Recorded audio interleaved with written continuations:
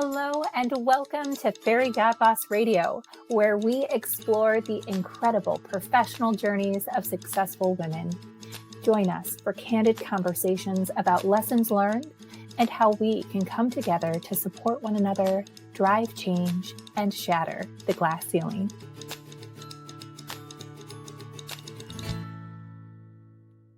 Hello and welcome to Fairygodboss Radio. I'm Gabby Caracciolo, Vice President of Client Operations, and I am thrilled to be joined today by Mariangel Maldonado at Booking.com. You serve as the Head of Wellbeing. Thank you so much for being here today.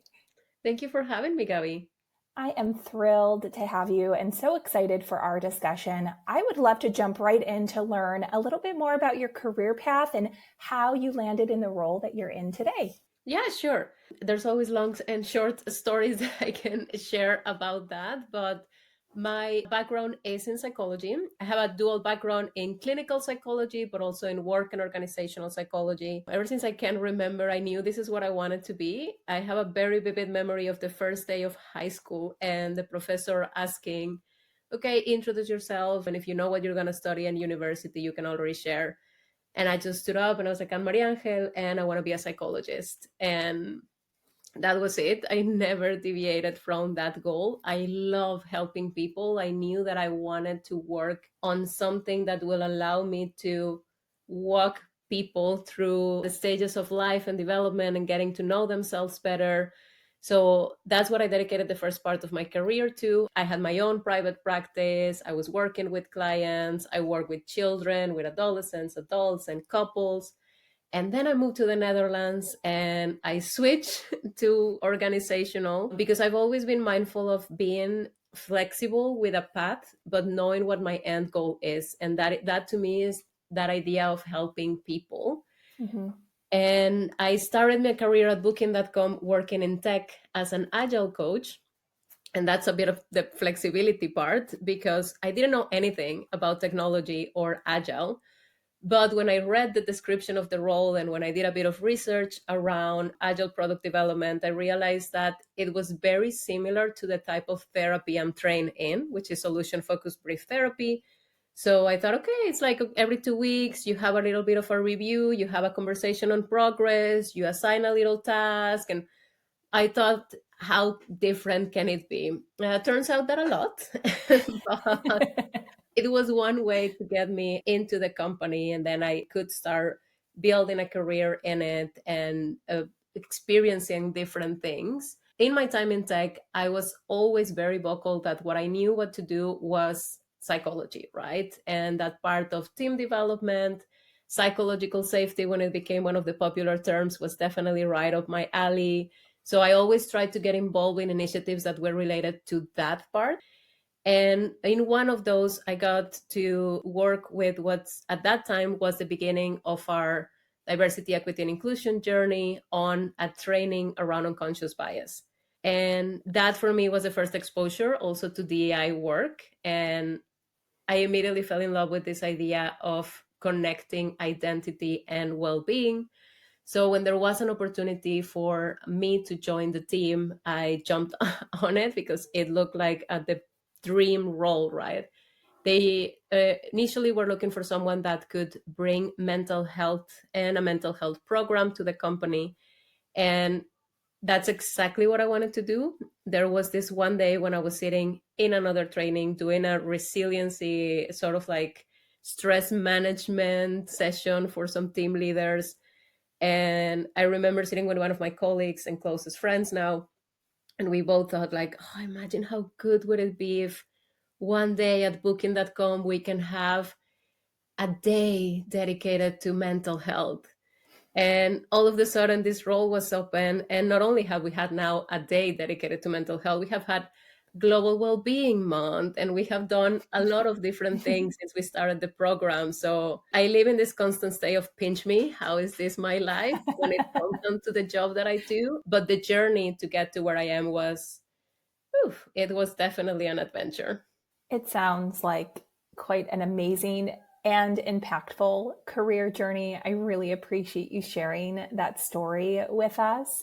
And looking back as you reflect on the journey, Were there key moments or decisions you made that shaped that career path, or, any turning points that really made a big difference along the way? Absolutely. My very first encounter with working in corporate was when I was very young. I was still in university. It was a means to an end. So I started working so I could actually pay for my studies. Mm-hmm. And in that instance, in my first role in HR, I got asked to politely leave. It all came down to the fact that I was prioritizing at moments my studies instead of the role.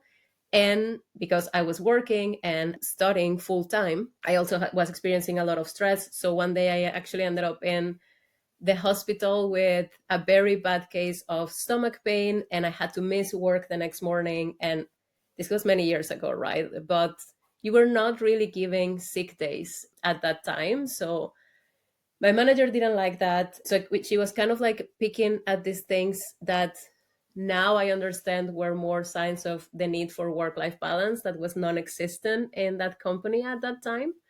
And that was the first time that I said, I don't think this is fair treatment and I want an opportunity. And I found an opportunity. That was for me a very important thing to do, to realize that I could have my own voice in making sure that I was saying something when I observed that there was unfair treatment happening. Then I had the same when I moved to the Netherlands. The first year that I was here, you had to do an internship. The program that I was doing was advertised as an international program, but in reality, it was a lot of Dutch people and a couple of people from other European places. So when this teacher was on the seminar telling us all the things that we needed to do, she directly looked at me. And I remember I was sitting in the middle of the classroom and she looked at me and she said, international students sometimes decide to go back to their country because it's really hard to find an internship here. And I was thinking, oh, I'll show you. And I went out and I applied into a lot of places. I found an amazing internship with a really good company.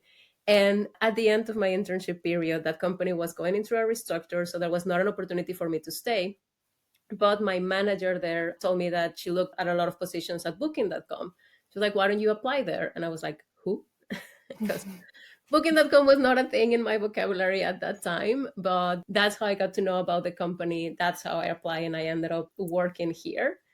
And the last thing that happened there for me that was really important was that I actually didn't pass my first interview, but I got a lot of positive feedback. So when they gave me another opportunity, I focused on that feedback, on improving, on flexing, like I was saying, that importance of being flexible for that end goal. And yeah, that's a bit of how I started working here. I love those stories, and I appreciate the transparency and the authenticity that you're bringing to this conversation, because often we hear from folks within our community that feel as if they're doing something wrong if their career path isn't linear, if there isn't this clear A to Z trajectory of how a career journey can unfold. And what I'm hearing from you is that even despite some of the hardship, the unfair treatment, the challenges, you were able to flex, you were able to adjust, you were able to continue to grow and learn and pivot and advocate for yourself along the way.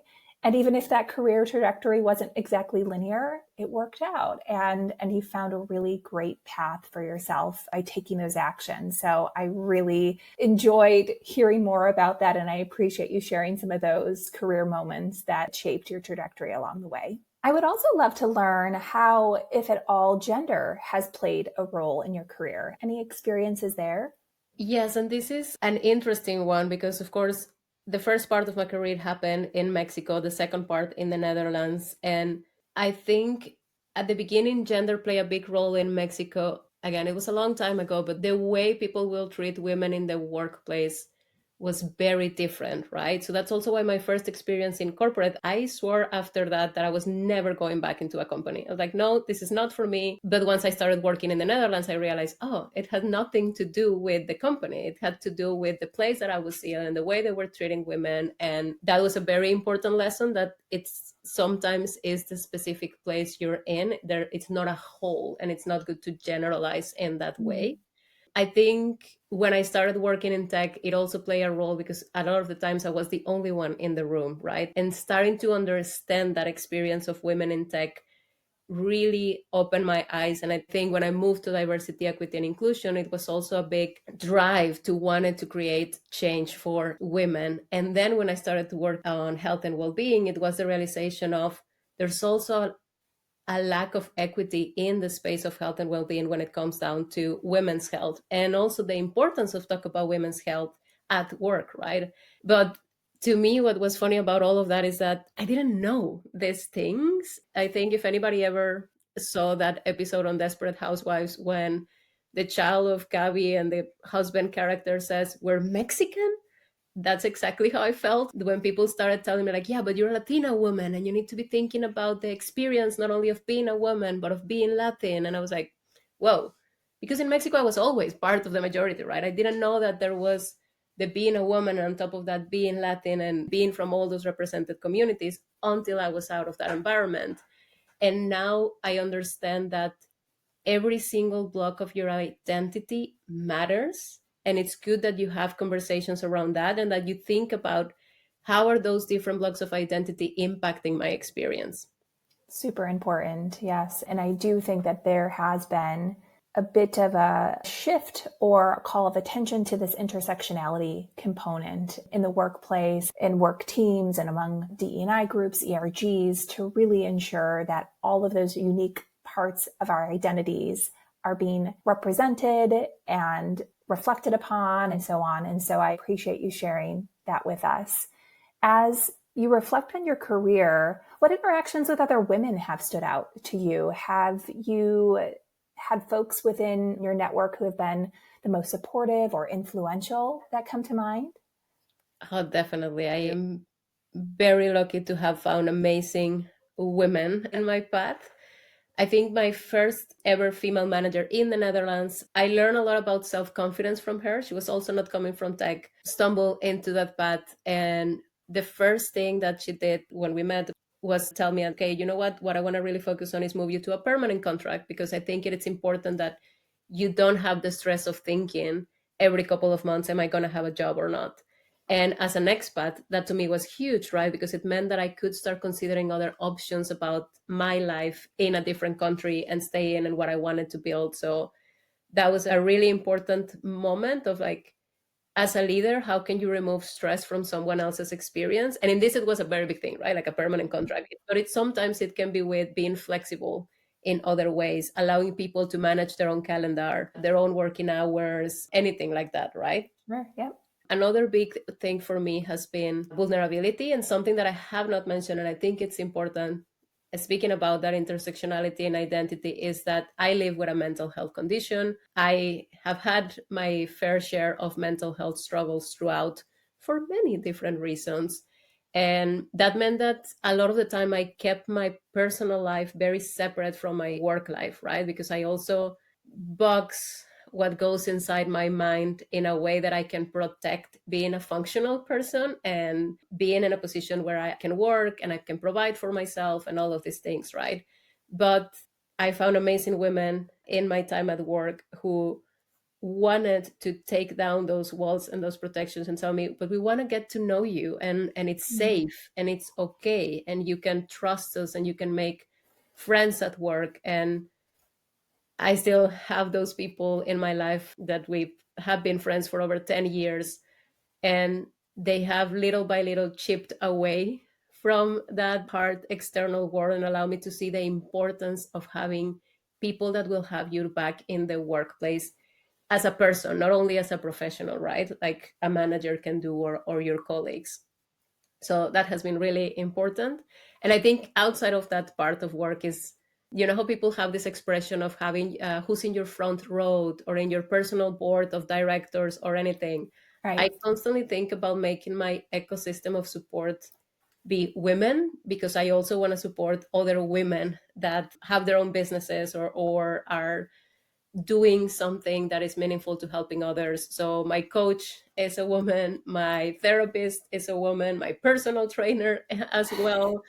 So I do ensure that I surround myself with people that can bring a lot into my life, but that are also to me role models of that balanced way of living and caring for all aspects of myself, not only the professional one. And in the end, all has an impact, right? Because Sure. it's all connected. Absolutely. You make a really great point about that co-connection, that there has been this movement where you can bring your whole authentic self to work and things don't have to be as compartmentalized and so segmented.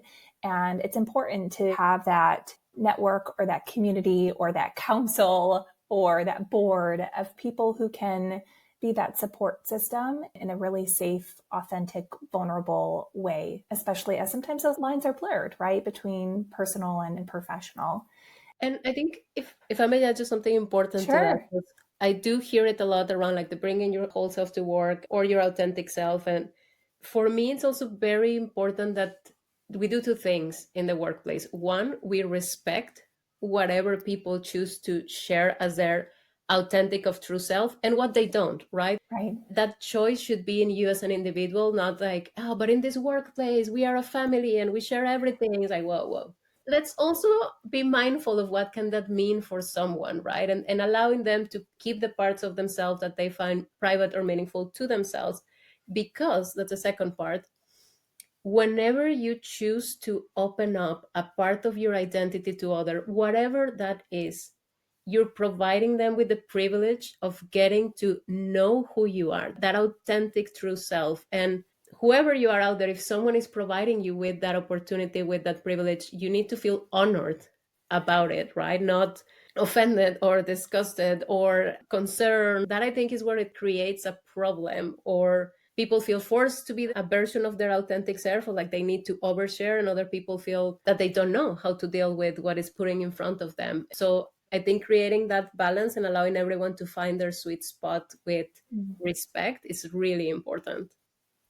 Very important call out. Thank you so much for calling attention to that. And I agree. Finding that sweet spot, allowing people to share as much as they feel comfortable doing so in a given situation, and then respecting and feeling honored when a person does feel comfortable and safe and open to reveal maybe that certain part or piece of their identity. You've talked a lot about ways in which others have supported you and how you've supported others in the work environment. What are you doing at booking.com? I'd love to learn a little bit about your role and how you're supporting other women in your organization as well. Yeah, so across what we do in the program of well-being, we focus on 5 different pillars of health. So we have mental, physical, emotional, social, and financial. Our well-being program has exactly that, intersectionality at its core, because we recognize the importance that there's no one well-being size fits for all, or a well-being framework or system or reality that applies to everyone, right? So we work a lot to bring more equity into the space of health and well-being, and that we do through different initiatives and programs, but some of that is our volunteerism programs. In another way, I also work very closely with our employee resource groups to ensure that we're considering that identity and well-being and intersectionality. So for example, we have talked about women's health, but also about with our women's network, but also we have talked about the realities of motherhood in Latin America, right? So we combine our Latin colleagues framework with a women's network and create this session where we're touching on important topics to both groups, right? And we talk about neurodiversity as well. We talk about like the difference that exists in gender on these topics. And we also have a lot of dedicated mentorship programs and leadership development programs. And what we try to do, or that I try to put a lot of focus on, is making sure that we have well-being embedded in all of them, so that we're talking about the importance of things beyond just stress management, but that we are recognizing health challenges, that we're recognizing the impact of mental health and emotional health, and how do you become resilient. And something that for me is very important is this idea that high performance and productivity and being good at your job, it can be coexisting with good well-being and good mental health if you put all the right things in place, right? Sometimes people think that they need to burn themselves out to have a good career, and that's not always the case, or that you need to have a very demanding environment because that's the only way that you're going to get the most out of people, when actually we know and research shows us that investing in people, in their development, in providing them with opportunities, in coaching and mentoring and all of that, can also lead to that motivation and intrinsic growth, right? Sure. Well, so we'll talk on, and I'd love to expand more on the concept of burnout and finding balance a bit later on in the conversation. But before we pivot, you make a really great point about coaching and mentorship and learning and development and how to infuse that into well-being, or making sure that that is a component in all of those programs. As we're on that topic, I'd love to ask you if there's been an impactful lesson that you've learned in the workplace, something learning and development focused that you'd like to share with us? So many things.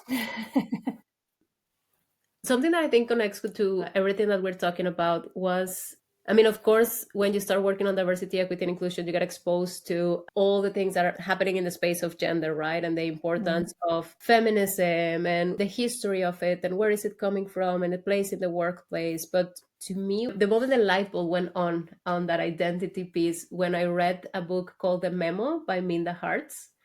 And that idea of being a woman of color in the workplace and what does that look like, then starting learning more about allyship not only for in the same space of a women's network, right? And how do we become allies to each other, and how do we support people that might be also younger than us, that may have had less experience in certain areas. And so it's more about that collective support and the importance of that within a community. That to me has been really important. It's not only about, let's say, my community versus your community, or who gets the resources or anything like that. It's more about like, how do we come together to support each other, particularly when we are members of underrepresented communities. And the other one also connects to this, the importance of talking about well-being in the workplace and removing the stigma that exists around this. In my own experience, it has been definitely around mental health, but also around physical health, right? The first time we did a session on women's health and talking about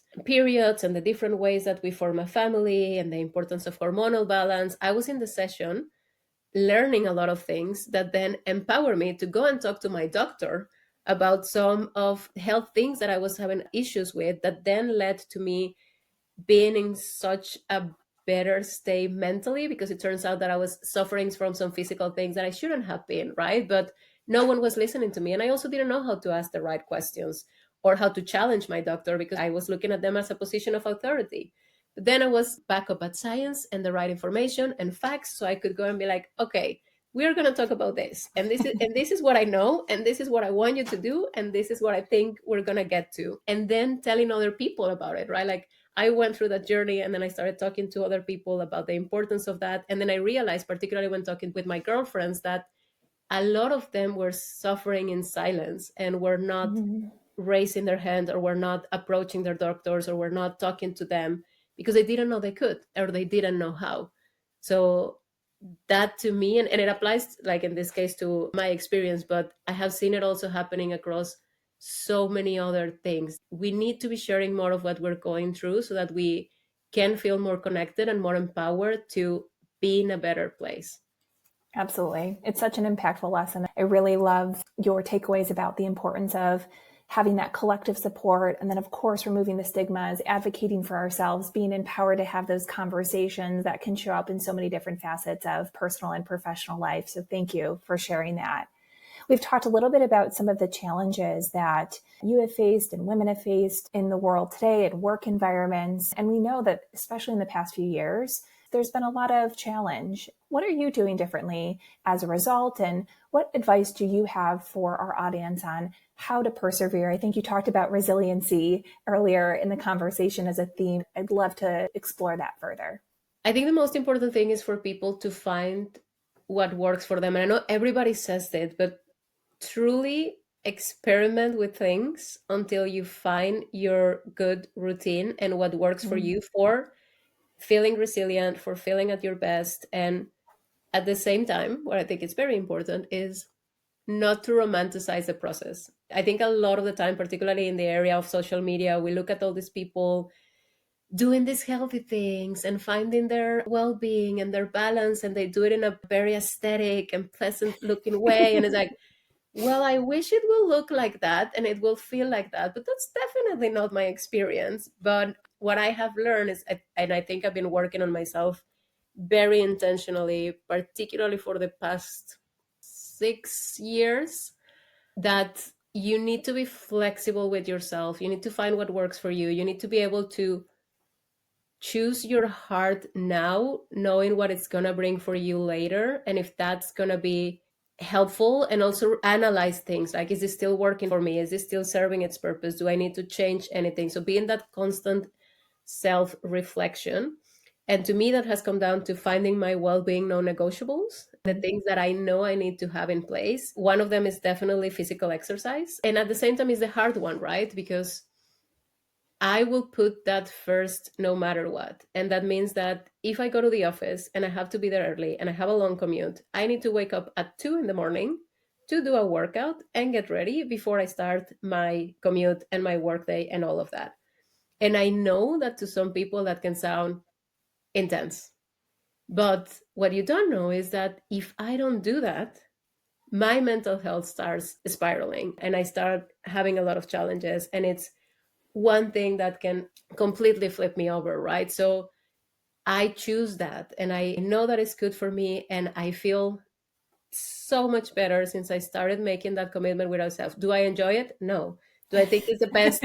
Is the best thing in the world? Do I? No. But after a lot of doing it and accepting it and coming with that compromise to myself, now I actually wake up feeling good about the fact that I know this is going to lead to that, right? And this is coming from someone that used to wake up questioning her existence. I love when people are like, oh, I wake up and I smile and I wake up and I'm like, why? So the fact that I'm not in that mindset anymore is magical. But what I have to do not to be in that mindset is a lot. And I have found that when you share that with other people, some people might criticize you, or some people might think, like, how can you put yourself through that, or why you do this, or whatever, because that's one step of my 10-step routine that I that I have to do. But I think that's where that respect comes in, and that idea of like, if someone is sharing something with you of what works for them, listen, respect them, giving them that space, because I have found that. And it's more about like, look at that and think, have you found what works for you and what you need? And then allow yourself to share that. I love Sarah, a good friend of mine, and also a person that I work with, that has shared, you know what I need to do is wake up and watch some TV. And like, that's what works for me. And I'm like, do it. That's great. It doesn't need to be what other people tell you is good for well-being in general. It's amazing if it is, but if it's not, is what's good for you. And if that's contributing, then that's fine. I love that. And I also love the notion of experimenting, right? And figuring out what those well-being non-negotiables are. Maybe in that chapter, that season of life, what worked for me pre-kids looks a whole lot different now that I have a 5 and 3-year-old at home in the mornings and we have a different routine. And I don't know that I had given a lot of thought to kind of that reflection, taking a more analytical approach and experimenting on how I can adjust my well-being strategies or approaches or non-negotiables, maybe even, month by month in a given situation. Yeah, I love neuroscience. I love well-being hacks. I love biohacking. So I do go and test. I keep my journals, my reflections of what's working, what is not, and it does pay off because you can actually track what is meaningful for you and you can see the changes that it brings to your life. So it does take a bit of time investment, let's say, or discipline, but what you get on the other side is so rewarding. It's definitely going to be worthwhile. I'll be taking that as an actionable takeaway for myself. So thank you for sharing that. Next up, we're going to transition to one of my favorite segments of the program, which is our Fast 5 questions. My first question is, what is your favorite karaoke song?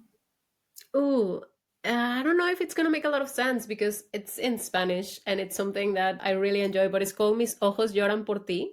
Okay. And it's a bit of a very fast rap kind of song. Fun. So knowing the lyrics and mastering those lyrics, it's a challenge that one has to go through. And I can say I nail it. So that is my song.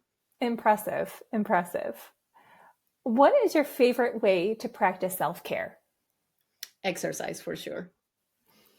Who is one celebrity that you would like to have dinner with?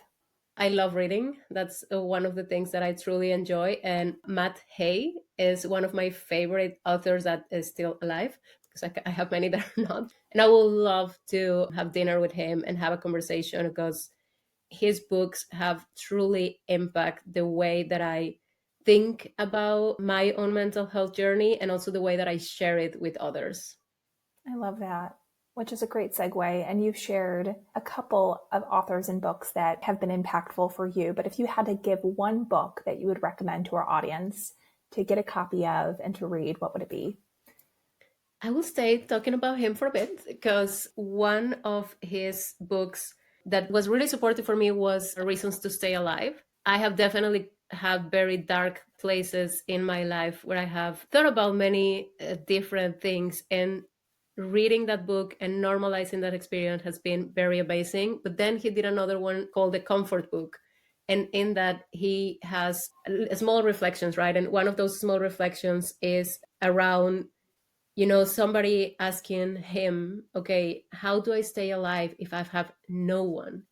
And then he describes that you stay alive for the other versions of you, the future versions of yourself that you are yet to meet. And now that I'm in a really good stage in my life, and that I'm in a really good place, and that I know what it took to be here, I can see that. Like, I recognize in that version of myself in the mirror, that future version of myself that I did all of these things for. And it's fascinating. So I think that book, any of his book, but those two books to me are life-changing. It sounds that way. Absolutely beautiful. At Fairy Godboss, we believe that women are sometimes disadvantaged because we may not be good at taking credit for our accomplishments, and we can only get better if we practice. So I'd love if you could brag for us right now and share an accomplishment, personal or professional, anything that stands out or comes to mind. So many things. Because I'm a strong believer in celebrating the big and the small, but I think I have things that are particularly relevant today. So professionally, yesterday we had our Movember moment in the office to recognize the importance of men's health. And why I like to talk about this is because in our program, we have focused on a lot of identity and well-being, right? But men don't have an ERG in our company. So it was a bit of like, okay, we need to talk about this. When is the right time? When is the right moment? We also wanted this to be received in the right way. And we started last year, and we started small, and we got a lot of good feedback. So then we did it again this year, and it was heartwarming. We had a lot of people coming and joining the conversation, the reflection, making donations, shaving their beards, starting to leave their mustache to grow throughout the month. And everyone was positive about it, about the importance of talk about these topics and recognizing them in the workplace. And that to me just felt like, from that little conversation in the back of our room with my colleague around, can we have one day where we talk about this, to building a whole program, to be in a place where we can talk about these topics at work. I find it really special, and I feel really proud that we have built all of this together. And I think personally, it's my home, which we in Mexico is mi casa su casa. So if anybody ever around the neighborhood, you're more than welcome. But it's the anniversary of when I moved into this house. I think to me that is a huge thing, because I connected a lot to building a safe space and a meaningful space for myself, and working with my own hands on rebuilding things and remodeling and doing stuff which I also know nothing about, but I have found a community of support. I have learned a lot about what I'm capable of, and how can I challenge myself, and how can I build something beautiful, which is the same way that I have approached my mental health journey. So I feel really proud of something physical that I can touch and share with others, that I have put a lot of good effort on. Amazing. Two things that you should absolutely be very proud of. Congratulations and kudos to you on both of those accomplishments. You shared so many insights, so many impactful takeaways.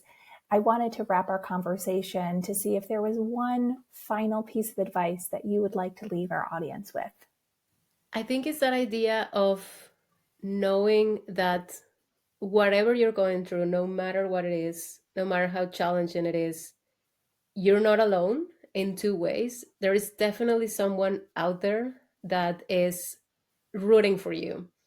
And you also truly, really not in a lonely way, but in a positive way, you have yourself and you have no idea of the incredible power that exists inside of you to take care of yourself, put you in a good place, advance your career, get to a place where you feel like you can start supporting others, where you can help other people, anything like that. So I think is that you're not alone in any way, either because others are there for you or because you're also there for yourself.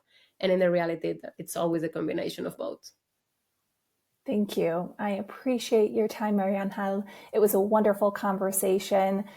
I appreciate all of the insights and takeaways that you brought to our audience here on Fairygodboss Radio. And for those tuning in, we're looking forward to the next episode, and we'll see you there.